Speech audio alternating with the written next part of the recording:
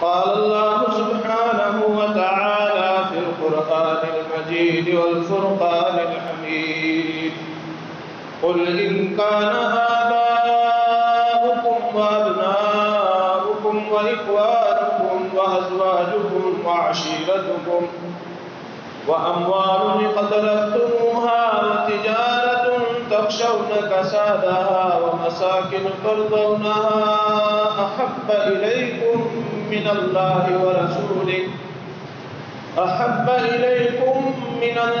ورسوله وجهاد في سبيله فتربصوا حتى يأتي الله بأمره والله لا يهدي القوم الفاسقين۔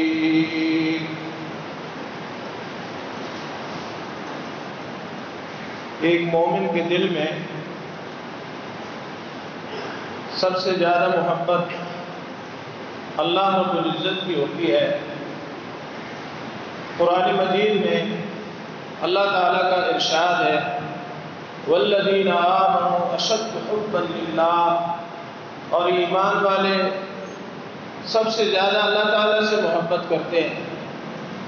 اللہ تبارک و تعالیٰ کی محبت کے بعد بندے مومن کے دل میں سب سے زیادہ محبت اللہ کے رسول صلی اللہ علیہ وسلم کی ہوتی ہے۔ قرآن مجید کی یہ آیت جو میں نے آپ کے سامنے تلاوت کی ہے، یہ سورہ توبہ میں ہے، سورہ توبہ کی 24ویں آیت ہے۔ اللہ تعالیٰ فرماتا ہے قل ان کان آباؤکم، کہہ دیں اگر تمہارے ماں باپ و ابناؤکم، اور تمہاری اولاد تمہارے بیٹے، و اخوانکم، اور تمہارے بھائی،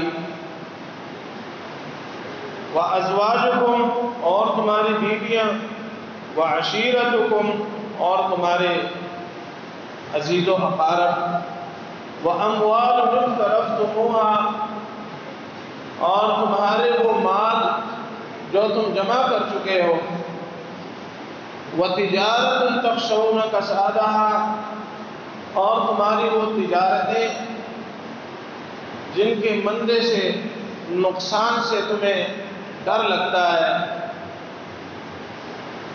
احب الیکم من اللہ ورسولہ، اگر یہ ساری چیزیں جو ذکر ہو گئی ہیں یہ تمہیں اللہ سے اور اس کے رسول صلی اللہ علیہ وسلم سے، وجہاد فی سبیلہ، اور اللہ کی راہ میں جہاد کرنے سے تمہیں زیادہ محبوب ہیں، فتربصوا، تو اس بات کا انتظار کرو، حتی یاتی اللہ بامرہ، کہ اللہ تعالیٰ تم پر اپنا عذاب کا فیصلہ لے کر آ جائے، واللہ لا یہدی القوم الفاسقین، اور اللہ تعالیٰ ایسی نافرمان قوم کو ہدایت نہیں دیتا۔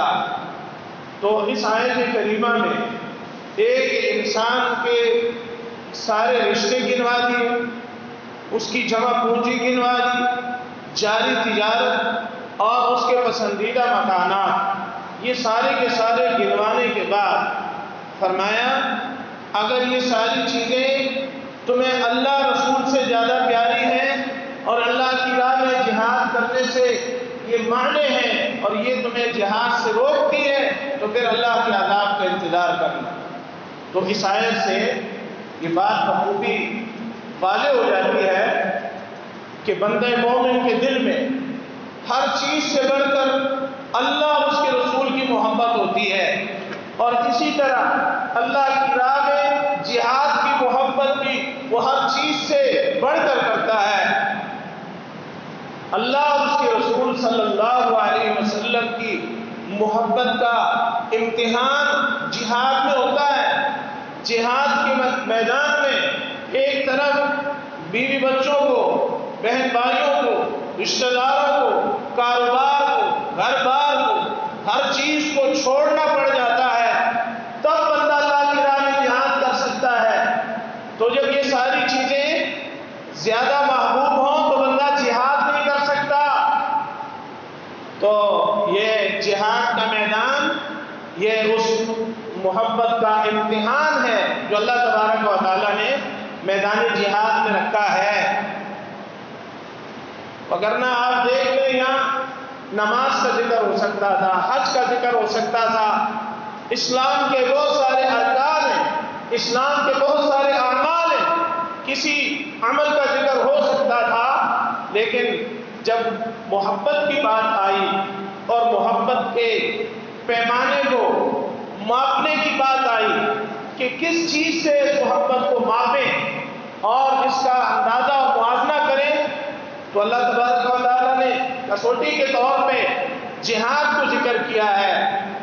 کیونکہ ویسے تو اگر دعویٰ کرنے پر آئیں، لوگ دعوے تو بڑے بڑے کرتے ہیں، لیکن میدانوں کے اندر پتہ چلتا ہے کہ کس کا کتنا ایمان ہے اور کس کو کتنی محبت ہے اللہ اور اس کے رسول صلی اللہ علیہ وسلم سے۔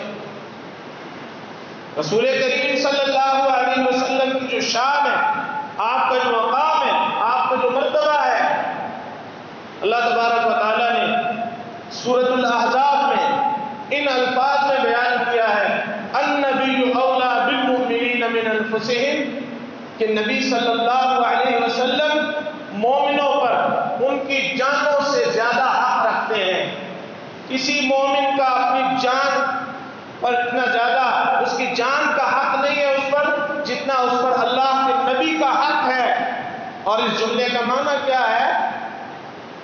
بہت واضح ہے کہ جب رسول کریم صلی اللہ علیہ وسلم کی حرمت کا معاملہ آ جائے تو پھر مومن اس میں پیچھے نہیں رہ سکتا، اپنی جان پر اسے کھیلنا پڑ جائے، اپنی جان کی پرواہ کیے بغیر وہ میدان میں کود جاتا ہے اور اپنی قربانی دے کر یہ ثابت کرتا ہے کہ ہماری جانوں سے زیادہ ہم پر ہمارے نبی کا حق ہے۔ نبی صلی اللہ علیہ وسلم کی محبت صرف عام محبت نہیں، بلکہ میں عرض کرتا ہوں سب سے زیادہ محبت ہونی چاہیے بندے مومن کے دل میں۔ صحیح بخاری میں ایک واقعہ ہے، سیدنا عمر رضی اللہ تعالی عنہ رسول کریم صلی اللہ علیہ وسلم کے ساتھ تھے، کہنے لگے لَأَنْتَ أَحَبُّ إِلَيَّ مِنْ كُلِّ شَيْءٍ إِلَّا مِنْ نَفْسِي، کہ آپ مجھے ہر چیز سے زیادہ پیارے ہیں سوائے میری جان۔ صحابہ کرام کتنے سچے لوگ تھے، جتنی بات دل میں تھی اتنی بات زبان پر، آپ مجھے ہر چیز سے زیادہ پیارے سوائے میری جان کے۔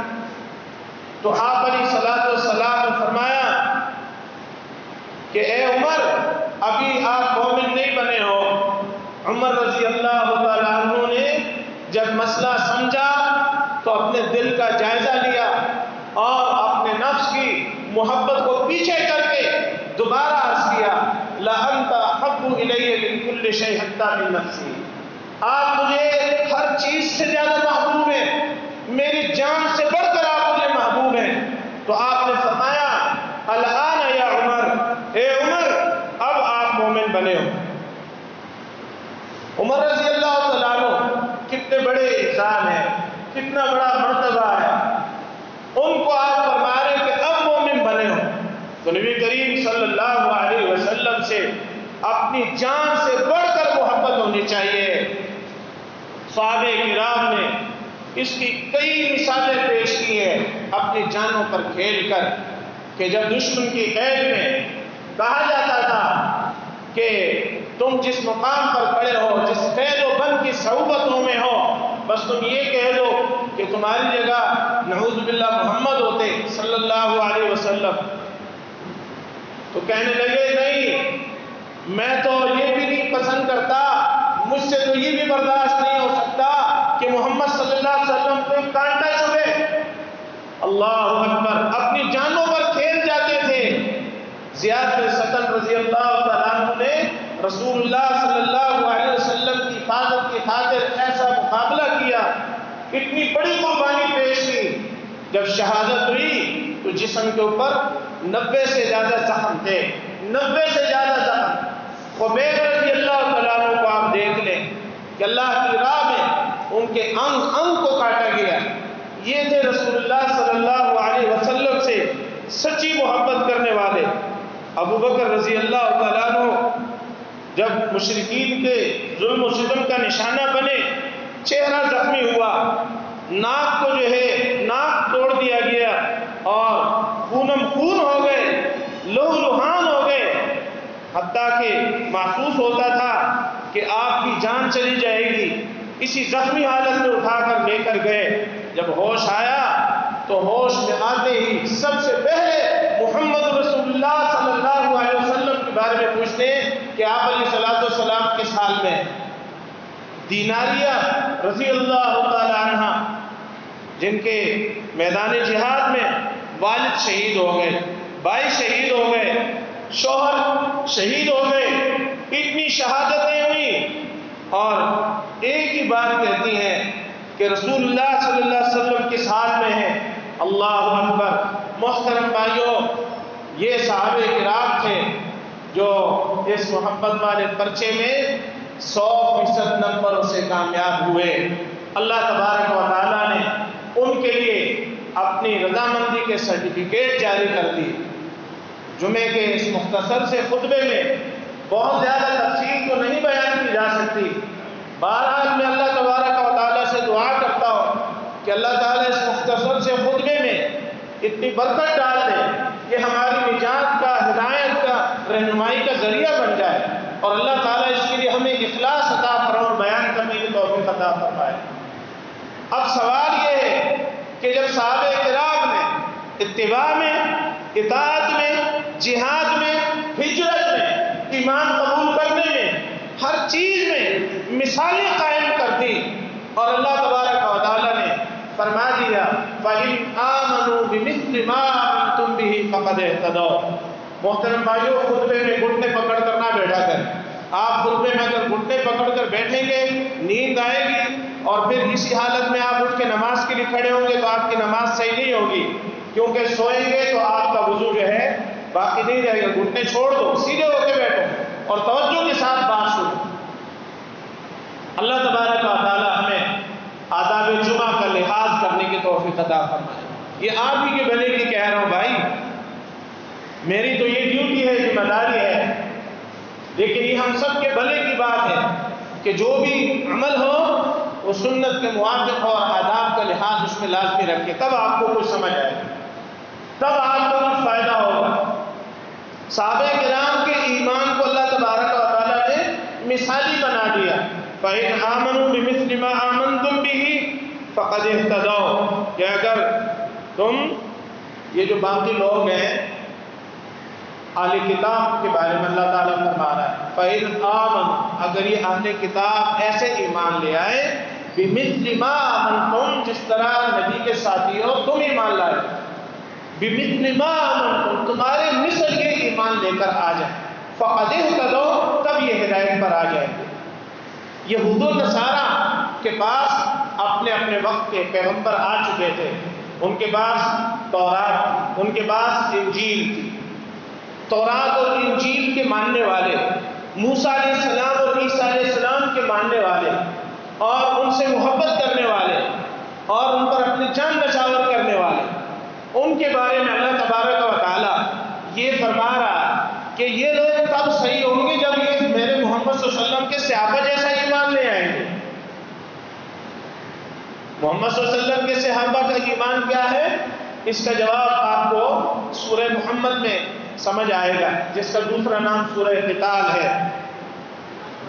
وَآمَنُوا بِمَا نُزِّلَ عَلَى مُحَمَّدٍ، بِمَا نُزِّلَ عَلَى مُحَمَّدٍ وَهُوَ الْحَقُّ مِن رَّبِّهِمْ، اور اس چیز پر ایمان لے آئیں جو محمد صلی اللہ علیہ وسلم پر اتری ہے، تب جو ہے یہ حق کو ماننے والے ہوں گے۔ یہی ہے حق، وَهُوَ الْحَقُّ مِن رَّبِّهِمْ۔ جب تو قرآن نہیں آیا تھا تو نہیں آیا، جب محمد رسول اللہ صلی اللہ علیہ وسلم تشریف نہیں لائے تھے تو نہیں لائے تھے، لیکن جب آپ آ گئے ہیں تو آپ کے آنے کے بعد اب کسی اور کے پیچھے جانے کا مطلب ہے کہ ہلاکت کے اندر جانا ہے۔ تو صحابہ کرام کے ایمان کو رب العالمین نے مثالی ایمان بنا دیا کہ اگر صحابہ کی طرح ایمان لائیں گے تب کام بنے گا۔ جس طرح صحابہ قرآن پر ایمان لائے، حدیث پر ایمان لائے، اور انہوں نے اگر ان صحابہ میں سے پہلے کوئی بتوں کی پوجا کرنے والا تھا تو اس نے بتوں کی پوجا چھوڑ کر ایک اللہ کی عبادت شروع کر دی اور شرک سے بیدار ہو گئے۔ اگر ان صحابہ کرام میں کوئی عدی بن حاتم جیسا اہل کتاب میں سے تھا تو صحابی بننے کے بعد، ایمان لانے کے بعد محمد رسول اللہ صلی اللہ علیہ وسلم کا اتباع شروع کر دیا، اور اگر ان صحابہ میں سے کوئی یہود میں سے تھا، عبداللہ بن سلام رضی اللہ تعالیٰ عنہ کی مثال ہے، تو انہوں نے آپ پر ایمان لانے کے بعد موسیٰ علیہ السلام کی بجائے محمد رسول اللہ صلی اللہ علیہ وسلم کی پیروی اور آپ کا اتباع شروع کر دیا۔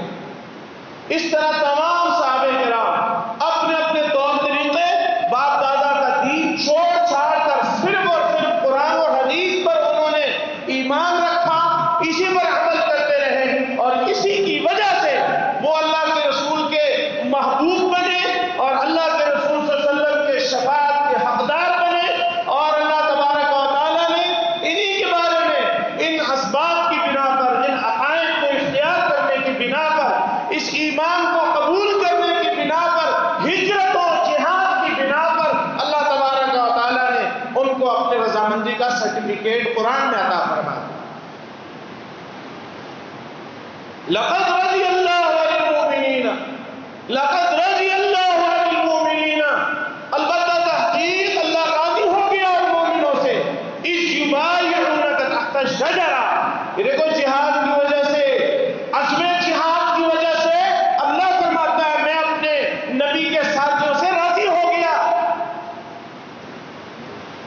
ذالک لمن خشی ربہ، سورۃ البینہ میں آپ پڑھتے ہیں رضی اللہ عنہ ورضوا عنہ، ذالک لمن خشی ربہ، ان صحابہ کرام کے دلوں میں اللہ کا ایسا خوف تھا جس خوف کی وجہ سے یہ رضی اللہ تعالیٰ عنہ کے سرٹیفکیٹ لینے کے حقدار ٹھہرے۔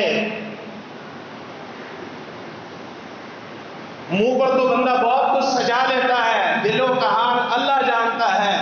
اس کائنات میں وہ صرف صحابہ کی جماعت ہے جن کے دلوں کا حال اللہ نے قرآن میں بیان کر دیا۔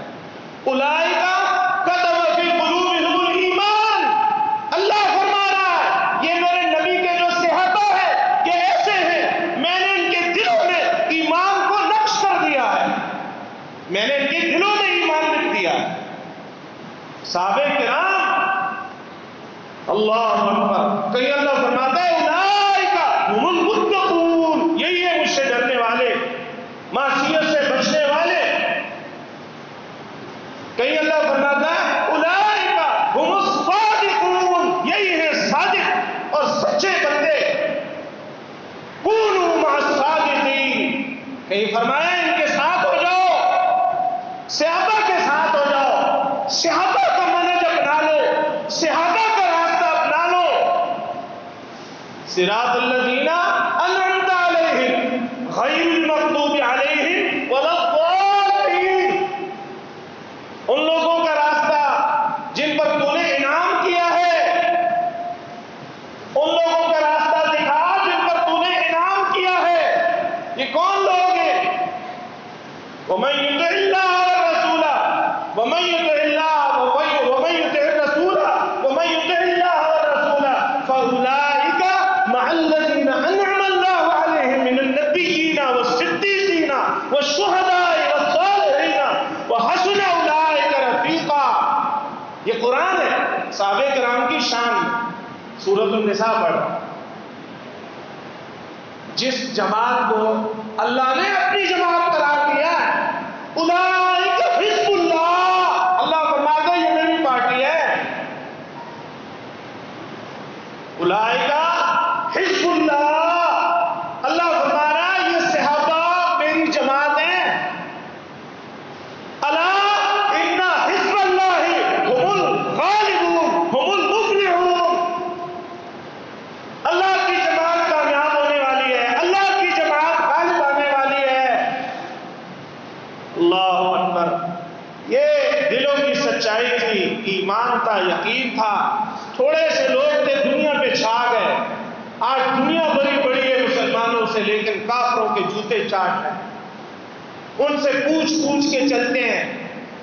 جیسے کلاس میں کوئی بچہ پیشاب کرنے نہیں جا سکتا استاد سے پوچھے بغیر، آج بڑے بڑے مسلمانوں کے حکمران کافروں سے پوچھے بغیر پیشاب بھی نہیں کر سکتے۔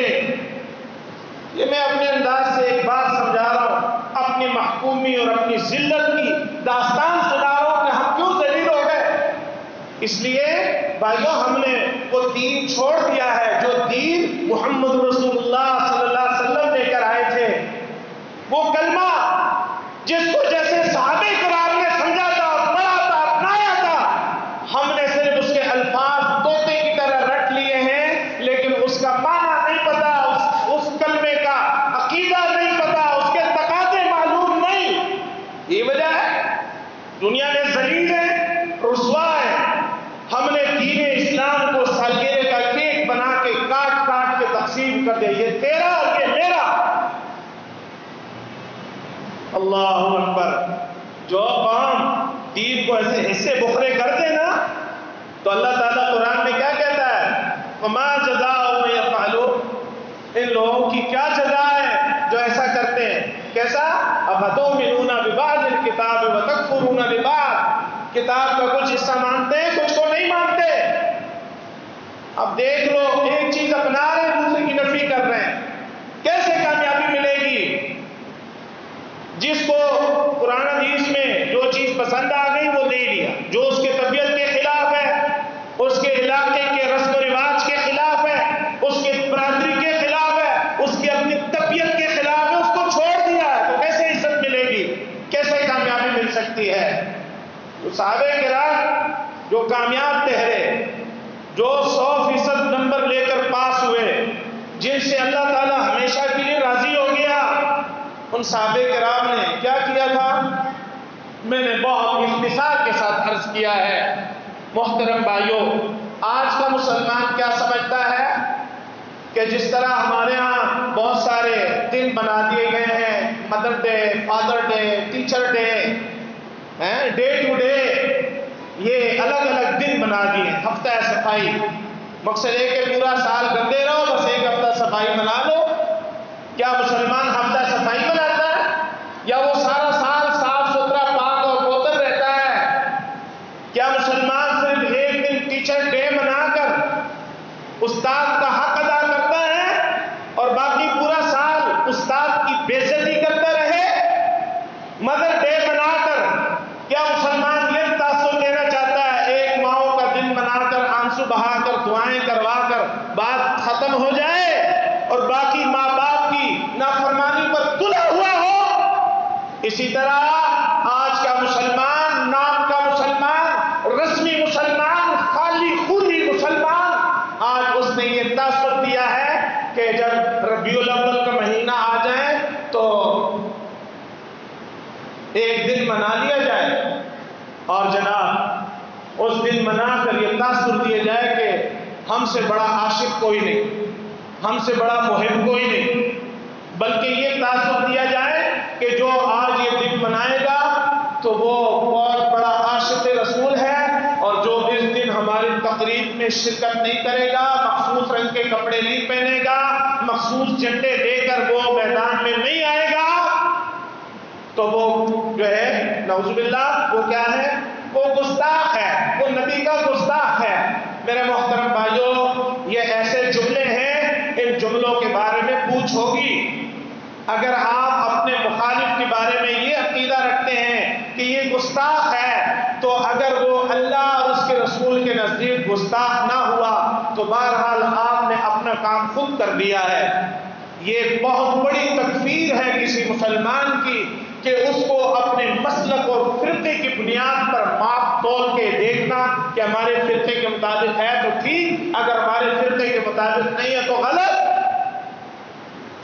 میرے لیے، آپ کے لیے، ہر فرقے کے لیے، ہر مسلک کے لیے، ہر مذہب کے لیے، ہر دین والے کے لیے، ہر بے دین کے لیے، سب کے لیے ہدی للناس، یہ اللہ کی کتاب ہے جس کو کوئی نہیں بدل سکتا. یاد رکھنا، اس کتاب کو بھی کوئی نہیں بدل سکتا، اور اس کا جو معنی ہے وہ بھی محفوظ ہے. اس کے لیے اللہ تبارک و تعالیٰ نے ایسے رجال کھڑے کیے ہیں جو اس کے معنی کو سمجھتے ہیں، اور جو بھی اس میں تحریف کرنے کی ناپاک کوشش کرتا ہے اس کی چوری پکڑی جاتی ہے اور امت کو بتا دیا جاتا ہے کہ یہ اپنی طرف سے دین بنا رہے ہیں. 12 ربیع الاول کو کیا ہوا تھا میں آپ کے سامنے عرض کرتا ہوں. محترم بھائیوں، رسول کریم صلی اللہ علیہ وسلم کی زندگی کا آخری سال ہے، ربیع الاول کا مہینہ ہے، آپ علیہ الصلوۃ والسلام بیمار ہو جاتے ہیں۔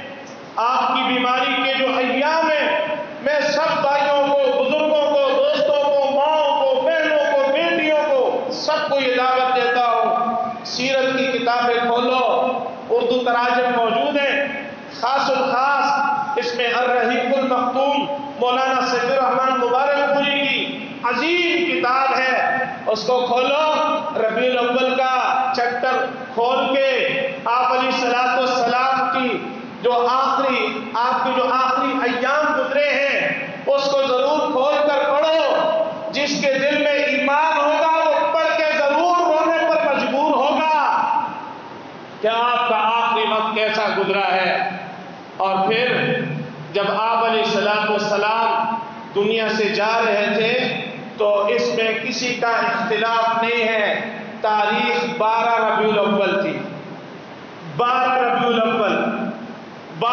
الاول کو آپ علیہ الصلوۃ والسلام کی وفات ہوئی، اور آپ کی وفات کی وجہ سے جو غم اہل مدینہ پر ٹوٹا، جاؤ فاطمہ کو پڑھ لو، فاطمہ رضی اللہ تعالیٰ عنہ کی کیا کیفیت تھی، ہمارے پاس الفاظ نہیں ہے بیان کرنے کے لیے کہ اس غم کو بیان کیا جا سکے کہ جس طرح فاطمہ رضی اللہ تعالیٰ عنہ کا حال تھا۔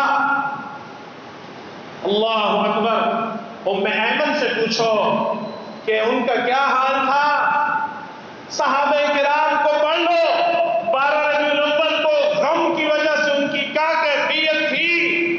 عمر رضی اللہ تعالیٰ عنہ جن کا میں نے خطبے کے شروع میں ذکر کیا ہے، عمر رضی اللہ تعالیٰ عنہ اپنے حواس گم کر بیٹھے، اتنے جری صحابی جن سے کوئی آسانی سے بات بھی نہیں کر سکتا تھا، لوگ بہت زیادہ ڈرتے تھے، وہ عمر جن کو دیکھ کر شیطان راستہ چھوڑ دیتا تھا، شیطان عمر کا سامنا نہیں کر سکتا تھا، اس عمر کے حواس گم ہو گئے۔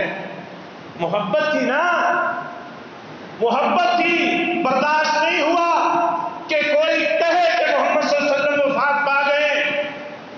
اللہ اکبر، آپ نے کہا کہ اگر کسی کے زبان سے یہ بات نکلی کہ محمد صلی اللہ علیہ وسلم وفات پا گئے تو میں اس کی گردن اڑا دوں گا۔ جاؤ محترم بھائیوں، میں کھلی دعوت دیتا ہوں، مجھے آ کے بتا دینا، میں اپنی بات سے رجوع کر لوں، میں اپنی اصلاح کر لوں، اور اگر کہیں سے ثبوت نہ ملے، دلیل نہ ملے تو اپنے فرقے اور مسلک کے چکر میں حق کا انکار مت کرنا۔ 12 ربیع الاول رسول اللہ صلی اللہ علیہ وسلم کی وفات کا اتفاقی دن ہے، اتفاقی، اس میں کسی کا اختلاف نہیں ہے۔ اللہ اکبر، آج جو ہمارے دوست، ہمارے بھولے بھالے مسلمان بھائی 12 ربیع الاول کو جشن مناتے ہیں، اس کو جشن عید میلاد کا نام دیتے ہیں، یہ اپنے بزرگوں کی کتابیں کھول کے پڑھ لیں اور ذرا پیچھے سے اس کی تحقیق کریں، یہ دیکھیں کہ جشن عید میلاد النبی کا آغاز کب ہوا۔ تو محترم بھائیوں، آپ کو یہ بات واضح ہوگی کہ جشن عید میلاد النبی کا جو پرانا نام ہے وہ ہے 12 وفات۔ پرانے کیلنڈروں میں لکھا ہوتا تھا، جس طرح کیلنڈر میں لکھا ہوتا ہے نا، عاشورے کا دن 10 محرم اور فلاں دن یہ اور فلاں اور فلاں اور فلاں، تو جہاں 12 ربیع الاول کی تاریخ ہوتی اس کے ساتھ لکھا ہوتا ہے 12 وفات۔ 12 وفات کا مطلب ہے کہ 12 تاریخ کو وفات ہوئی ہے آپ علیہ الصلوۃ والسلام کی۔ تو محترم بھائیوں، پھر ابوبکر صدیق رضی اللہ تعالیٰ عنہ نے ممبر پہ آ کے خطبہ دیا تھا اور فرمایا تھا کہ تم میں سے جو محمد کی عبادت کرتا تھا تو وہ یہ سن لے کہ آج وہ فوت ہو گئے۔ یہ ابوبکر صدیق کے الفاظ ہیں، میرے اپنے الفاظ نہیں ہیں، قرآن مجید کی کئی آیات ہیں، ابوبکر صدیق رضی اللہ تعالیٰ عنہ نے اس میں سے یہ آیت بھی پڑھی، وَمَا مُحَمَّدٌ إِلَّا رَسُولٌ قَدْ خَلَتْ مِن قَبْلِهِ الرُّسُلُ أَفَإِن مَّاتَ أَوْ قُتِلَ انقلبتم عَلَىٰ أَعْقَابِكُمْ وَمَن يَنقلب عَلَىٰ عَقِبَيْهِ فَلَن يَضُرَّ اللَّهَ شَيْئًا۔ نہیں ہے محمد صلی اللہ علیہ وسلم مگر اللہ کے رسول ہیں، یہ دیکھیں سورۃ آل عمران آیت نمبر 144 وما محمد الا رسول، نہیں ہے محمد صلی اللہ علیہ وسلم مگر اللہ کے رسول ہے، قد خلت من قبلہ الرسل، آپ سے پہلے بہت سارے پیغمبر گزر چکے ہیں، افإن مات، اگر آپ طبی طور پر وفات پا جائیں، او قتل، یا میدان جہاد میں آپ کی شہادت ہو جائے۔ یہ آیت کہاں اتری تھی؟ غزوہ احد کے موقع پر، جب افواہ پھیل گئی تھی کہ محمد صلی اللہ علیہ وسلم شہید کر دیے گئے، تو چونکہ آپ کو شہادت ابھی نہیں ہوئی، آپ زندہ تھے، تو قرآن نازل ہوا اور بتا دیا کہ اچھا اگر بفرض محال اگر آپ کی شہادت ہو جاتی ہے تو تم لوگ کیا کرو گے؟ انقلبتم علی اعقابکم، تم اپنی ایڑیوں کے بل پھر جاؤ گے۔ ومن ينقلب علی عقبیہ، جو اپنی ایڑیوں کے بل پھر جائے گا، اسلام کو چھوڑ دے گا، جہاد کو چھوڑ دے گا، فلن یضر اللہ شیئا، وہ اللہ کا کچھ نقصان نہیں کر سکتا، وسنجزی اللہ الشاکرین، اور اللہ تعالیٰ بدلہ ان کو عطا فرمائے گا، اجر ان کو عطا فرمائے گا جو شاکرین ہو، ہر حال میں اسلام پر کھڑے ہو، اطاعت پر کھڑے ہو، میدانوں کے اندر ڈٹے ہو، ان کو اللہ تعالیٰ اجر عطا فرمائے گا۔ میں اختصار کے ساتھ ذکر کر دیتا ہوں، سورۃ آل عمران آیت نمبر 185، کل نفس ذائقۃ الموت، ہر ایک نفس نے موت کا مزہ چکھنا ہے۔ سورہ زمر آیت نمبر 30، انک میت وانہم میتون، بے شک آپ صلی اللہ علیہ وسلم بھی فوت ہو جائیں گے اور یہ باقی لوگ بھی فوت ہو جائیں گے۔ اب دیکھیں میت، انک میت، یہ تو ہمارے اردو میں بھی مستعمل ہے، جب ہم کہتے ہیں نا فلاں کی میت، میت کہتے ہیں جو انسان دنیا سے چلا جائے، اس کے روح اور جسم کا سلسلہ الگ ہو جائے۔ انکا، یقیناً آپ، انکا، انا، بے شک کا آپ، کتنی آسان آیت ہے سمجھنے کے لیے، انکا میت، بے شک آپ فوت ہو جائیں گے، آپ کی میت ہو جائے گی، وَإِنَّهُمْ، اور یہ جو باقی ہیں، ہم جمع کا صیغہ ہے، یہ باقی لوگ بھی میت ہو جائیں گے، ان کی بھی ڈیتھ ہو جائے گی۔ یہ سورہ زمر پڑھ رہا ہوں آیت نمبر 30۔ اسی طرح بھائیو سورۃ الانعام آیت نمبر 163، قل، کہہ دے، ان صلاتی، بے شک میری نماز، ونسکی، اور میرا قربانی کرنا، ومحیایا، اور میرا جینا، ومماتی، اور میرا مرنا، کن کو کہا جا رہا ہے؟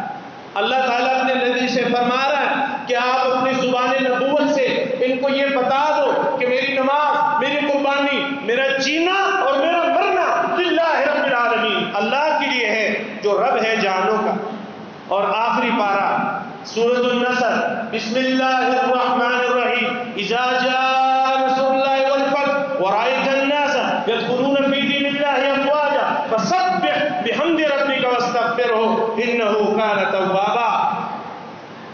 یہ چھوٹی سی سورت ہے، اس میں اللہ تعالیٰ فتوحات کا ذکر کر رہا ہے، اللہ اپنی مدد کے نزول کا ذکر کر رہا ہے، فوج در فوج اسلام میں لوگوں کے داخلے کا ذکر کر رہا ہے۔ بظاہر اس چھوٹی سی سورت میں بہت بڑی خوشخبری ذکر ہو رہی ہے، لیکن ابو بکر صدیق رضی اللہ تعالیٰ عنہ جب یہ سورت سنتے ہیں تو رو پڑتے ہیں۔